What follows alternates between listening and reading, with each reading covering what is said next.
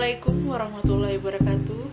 Perkenalkan, nama saya Winikan Virginia, NID 196240035. Saya dari Prodi KPNK Kemaritiman Politeknik Negeri Samarinda.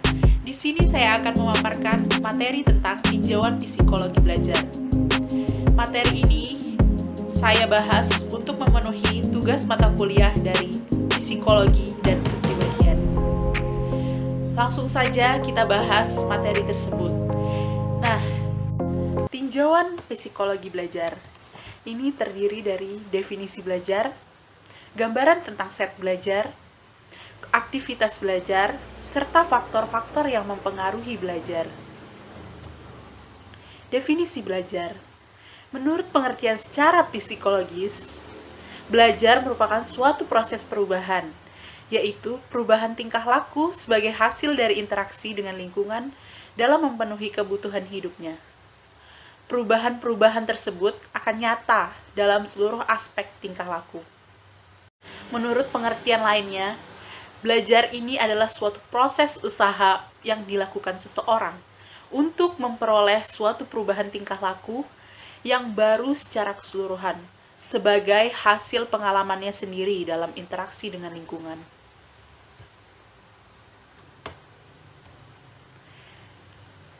Nah, ciri-ciri perubahan tingkah laku dalam pengertian belajar ini, yang pertama, perubahan terjadi secara sadar. Yang kedua, perubahan dalam belajar bersifat kontinu dan fungsional. Yang ketiga, perubahan dalam belajar ini bersifat positif dan aktif. Yang keempat, perubahan dalam belajar tidak bersifat sementara. Yang kelima, perubahan dalam belajar bertujuan atau terarah. Dan yang keenam, perubahan mencakup semua tingkah laku. Nah, pengertian belajar ini menurut para ahli, yaitu Whittaker. Nah, belajar dapat diartikan sebagai proses di mana tingkah laku ditimbulkan atau diubah melalui latihan atau melalui pengalaman. Nah, belajar juga merupakan proses di mana tingkah laku dalam arti luas diubah melalui praktek dan latihan. Sedangkan, menurut Grombacher mengatakan bahwa belajar akan efektif apabila si pelajar berinteraksi langsung dengan apa yang dipelajarinya. Gambaran tentang set belajar. Suatu set merupakan arah atau sikap terhadap pekerjaan. Di dalam suatu set belajar, terdapat berbagai alternatif atau objek materi yang ditolak atau dihindari. Sedangkan beberapa objek atau materi yang lainnya dipilih sebagai set yang akan direalisasikan di dalam belajar. Apabila tidak ada set belajar, maka tidak akan banyak yang diperoleh dari belajar. Manfaat dari set belajar ini adalah membuat si pelajar mempunyai kepekaan terhadap ketepatan sebagai alternatif tindakan untuk mencapai tujuan serta mengarahkan perhatian hal-hal yang relevan dengan kebutuhan dan motivasi belajar serta menemukan tujuan alternatif tindakan yang paling baik. Selanjutnya kita akan membahas tentang aktivitas belajar. Aktivitas yang pertama yaitu mendengarkan. Mendengarkan adalah salah satu aktivitas belajar. Setiap orang yang belajar di sekolah pasti ada aktivitas mendengarkan. Ketika seseorang guru menggunakan metode ceramah, maka setiap siswa atau mahasiswa diharuskan mendengarkan apa yang guru atau dosen sampaikan. Tidak dapat disangkal bahwa aktivitas mendengarkan ini adalah aktivitas yang diakui kebenarannya di dalam dunia pendidikan, baik pendidikan formal maupun non-formal. Aktivitas belajar yang selanjutnya yaitu adalah memandang. Memandang adalah aktivitas yang mengarahkan penglihatan ke suatu objek. Aktivitas memandang berhubungan erat dengan mata, karena memandang itu matalah yang memegang peranan penting. Dalam pendidikan, aktivitas memandang termasuk dalam kategori aktivitas belajar.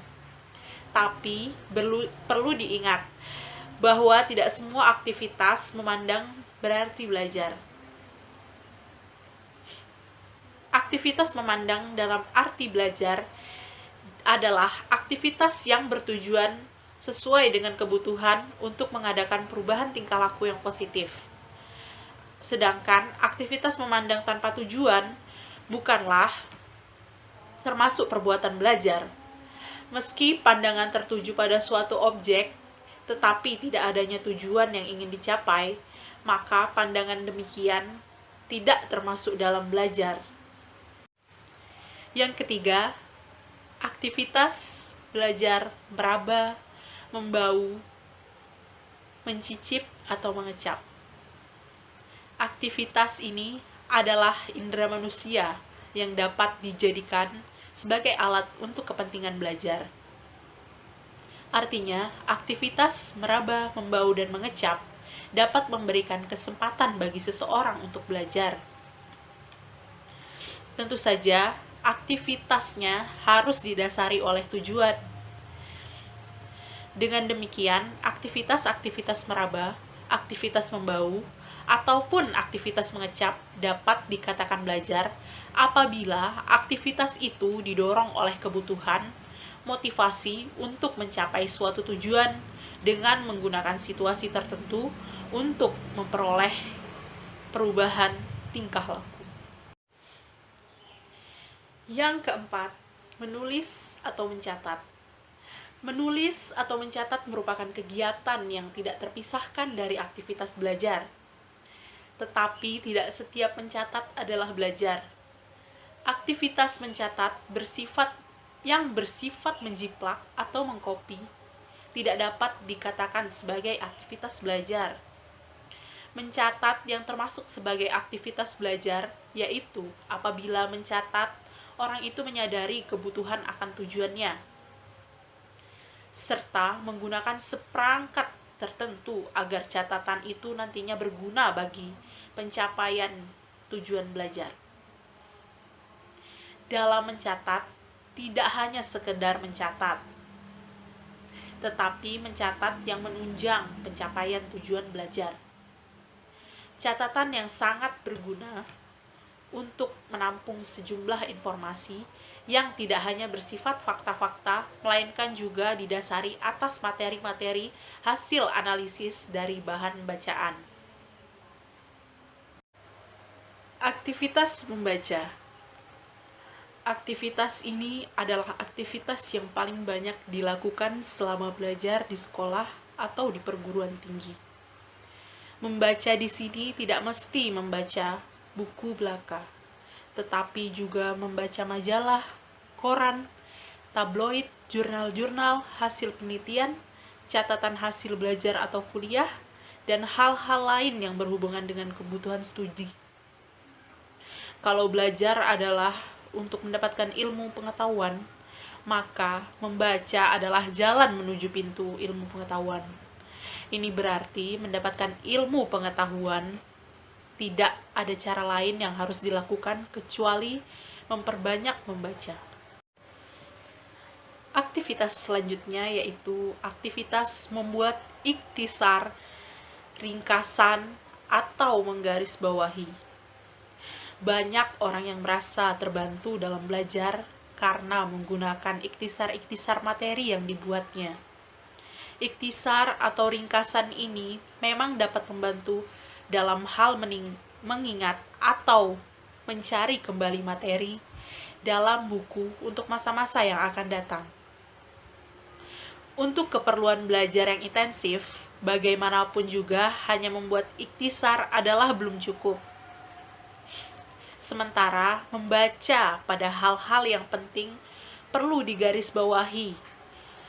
Hal ini membantu dalam usaha menemukan kembali materi di kemudian hari bila diperlukan. Aktivitas mengamati tabel-tabel, diagram-diagram, dan bagan-bagan. Di dalam buku ataupun di lingkungan lain, sering dijumpai tabel-tabel, diagram, ataupun bagan-bagan. Materi nonverbal semacam ini sangat berguna bagi seseorang dalam mempelajari materi yang relevan. Demikian pula gambar-gambar, peta-peta, dan lain-lain dapat menjadi ilustrasif yang membantu pemahaman seseorang tentang sesuatu hal. Semua tabel, diagram, dan bagan dihadirkan di buku. Tidak lain adalah dalam rangka memperjelas penjelasan yang penulis uraikan. Dengan menghadirkan tabel, diagram, atau bagan dapat menumbuhkan pengertian dalam waktu yang relatif singkat. Aktivitas belajar selanjutnya yaitu menyusun paper atau kertas kerja. Dalam menyusun paper, tidak bisa sembarangan, tetapi harus metodologis dan sistematis. Metodologis artinya menggunakan metode-metode tertentu dalam penggarapannya. Sistematis artinya menggunakan kerangka berpikir logis dan kronologis. Selanjutnya, aktivitas mengingat. Mengingat adalah salah satu aktivitas. Ingatan adalah kemampuan jiwa untuk memasukkan, menyimpan, dan menimbulkan kembali hal-hal yang telah lampau. Jadi, mengenai ingatan tersebut, ada 3 fungsi, yaitu memasukkan, menyimpan, dan mengangkat kembali ke alam sadar. Ingatan atau memori seseorang dipengaruhi oleh beberapa faktor, yaitu sifat seseorang, alam sekitar, keadaan jasmani, keadaan rohani, dan umur seseorang. Aktivitas berpikir. Berpikir adalah termasuk aktivitas belajar. Dengan berpikir, memperoleh penemuan baru, setidak-tidaknya menjadi tahu tentang hubungan antara sesuatu. Tetapi, ada taraf tertentu dari taraf berpikir yang rendah sampai ke taraf berpikir yang tinggi. Aktivitas belajar, latihan, atau praktek. Learning by doing adalah konsep belajar yang menghendaki adanya penyatuan usaha mendapatkan kesan-kesan dengan cara berbuat. Belajar sambil berbuat, dalam hal ini termasuk latihan. Latihan termasuk cara yang baik untuk memperkuat ingatan. Misalnya, seseorang mempelajari matematika atau rumus bahasa Inggris. Kemungkinan besar rumus-rumus itu akan mudah terlupakan bila tidak didukung dengan latihan. Disinilah diperlukan latihan sebanyak-banyaknya. Dengan banyak latihan, kesan-kesan yang diterima lebih fungsional. Dengan demikian, aktivitas latihan dapat mendukung belajar yang optimal. Selanjutnya, kita akan membahas faktor yang mempengaruhi hal belajar. Faktor ini dibagi menjadi 3, yaitu faktor stimuli belajar, faktor-faktor metode belajar, yang ketiga, faktor-faktor individual. Faktor stimuli belajar yaitu segala hal di luar individu yang merangsang individu ini untuk mengadakan reaksi atau pembuatan belajar. Stimuli dalam hal ini mencakup material, penegasan, serta suasana lingkungan eksternal yang harus diterima atau dipelajari oleh si pelajar. Sedangkan faktor-faktor metode belajar yaitu metode mengajar yang dipakai oleh guru sangat mempengaruhi metode belajar yang dipakai oleh si pelajar. Dengan kata lain, metode yang dipakai guru ini menimbulkan perbedaan berarti bagi proses belajar. Dan faktor individual itu faktor-faktor yang sangat besar pengaruhnya terhadap belajar seseorang. Faktor-faktor stimuli belajar dibagi menjadi 5. Yang pertama, panjangnya bahan pelajaran. Panjangnya bahan berhubungan dengan jumlah bahan pelajaran. Semakin panjang bahan pelajaran, semakin panjang pula waktu yang diperlukan oleh individu untuk mempelajarinya.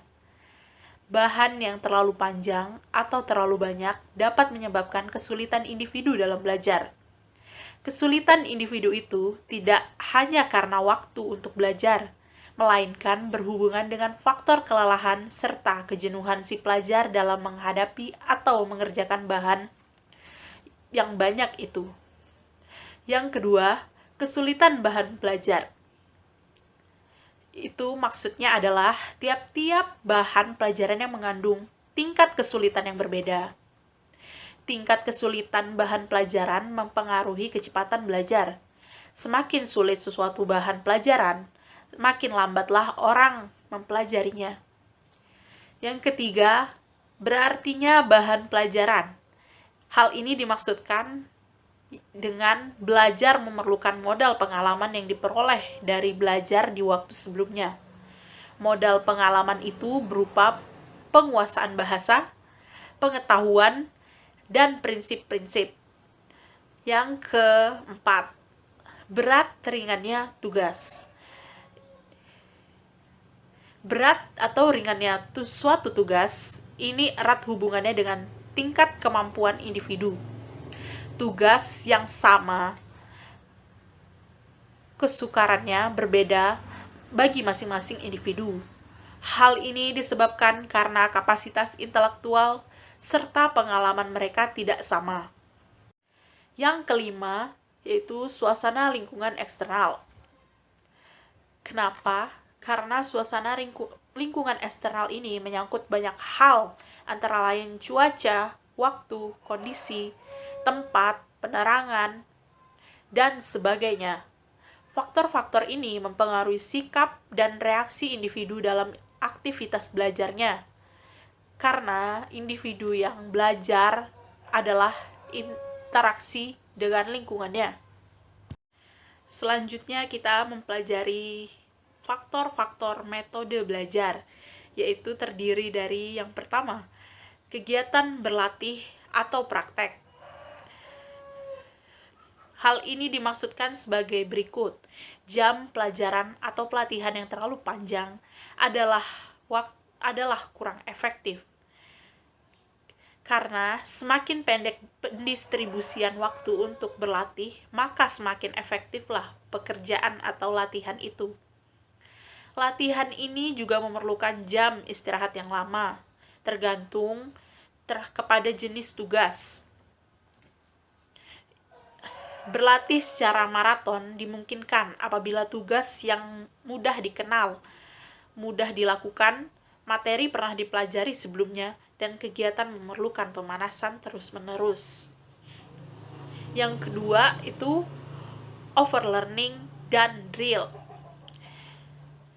Kenapa dilakukan? Karena untuk mengurangi kelupaan dalam mengingat keterampilan yang pernah dipelajari, tapi dalam sementara waktu tidak dipraktekkan. Overlearning yang terlalu lama menjadi kurang efektif bagi kegiatan praktek. Drill berlaku bagi kegiatan berlatih, abstraksi, misalnya berhitung.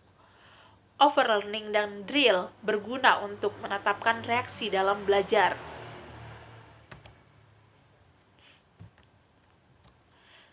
Yang ketiga, resitasi selama belajar. Kombinasi kegiatan membaca dengan resitasi sangat bermanfaat untuk meningkatkan kemampuan membaca itu sendiri maupun menghafalkan bahan pelajaran. Yang keempat, pengenalan tentang hasil-hasil belajar.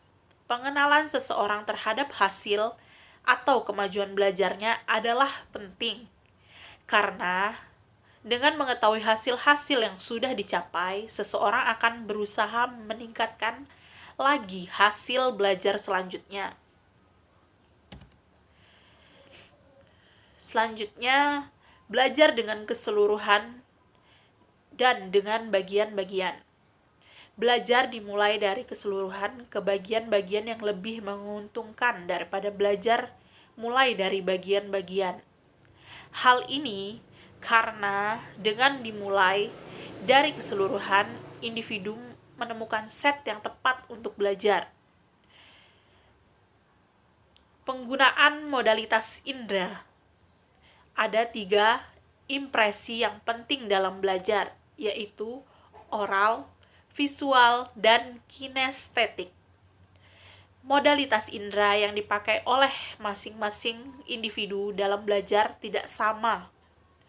Ada orang yang berhasil belajarnya dengan menekan impresi oral saja, dengan impresi visual saja, atau impresi kinestetik saja. Di samping itu, ada pula yang belajar dengan menggunakan kombinasi ekspresi impresi indera. Dan selanjutnya, penggunaan dalam belajar. Ini dimaksudkan sebagai berikut. Arah perhatian seseorang sangat penting bagi belajarnya. Belajar tanpa set adalah kurang efektif. Selanjutnya itu adalah bimbingan dalam belajar. Bimbingan yang terlalu banyak diberikan oleh guru atau orang lain cenderung membuat si pelajar menjadi tergantung. Bimbingan dapat diberikan dalam batasan-batasan yang diperlukan oleh individu.